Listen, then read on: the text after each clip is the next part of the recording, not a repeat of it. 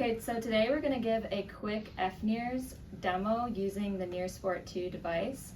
So as you can see, it's pretty small and portable, so we're going to start from quickly setting up the connection with the data acquisition software called Aurora, and then we're going to do a quick non-symbolic number processing task so we can see the triggers being sent from this computer to our fNIRS data acquisition computer.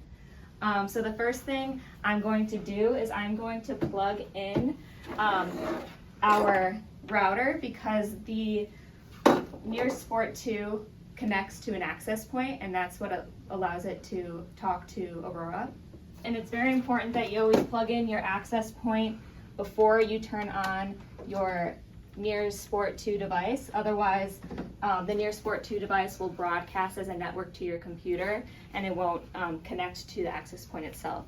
So I'm going to connect to the router here. So our router is called DenLab. So once it pops up, I'm going to click. It should automatically connect. Perfect. So the next thing I'm going to do is open Aurora, the data acquisition software, and I'm going to turn my NIRS Sport 2 device on.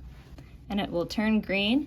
And so what we will do is we'll put the device next to the participant and plug in the trigger cable. This is what will send the triggers from the E prime to the NIRS laptop. So you just plug it in on top here.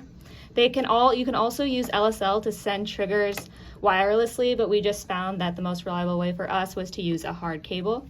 So now I'm going to go back to my data acquisition software, and we want to see if the device is connecting to Aurora. So I'm going to hit refresh list. And then our device popped up, so I can select this device. And then it takes you to configuration. So these are all the configurations that we have built for our studies. So we're about to do our mini study as a demo. So I'm going to click the configuration for that cap.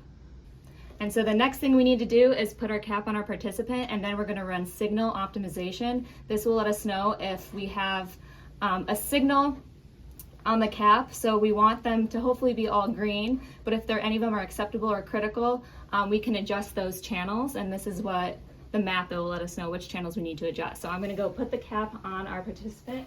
Okay, so we're going to plug in the sources and the detectors in the appropriate places. So our participant has their cap on, so now we're going to check the signal. So I'm going to come back here to my acquisition software, and I'm going to hit play. Okay, so it looks like in this case we'd have to adjust some of these frontal channels. So this could be because she has some hair bunched. So we do have a video on the website that we'll be posting that will teach you how to adjust the hair, so you can make contact with the scalp and fix these channels. But we are going to start collecting data for the purposes of this demo. So I'm going to click this icon here, and then I'm going to hit this record button, and then I will just put in a test subject, and I'm going to hit start experiment, and then we're going to hit the space bar to begin the task over here so we can see what the triggers look like. So what she needs to do is she's going to be touching the screen, whichever has more dots, and these vary in difficulty.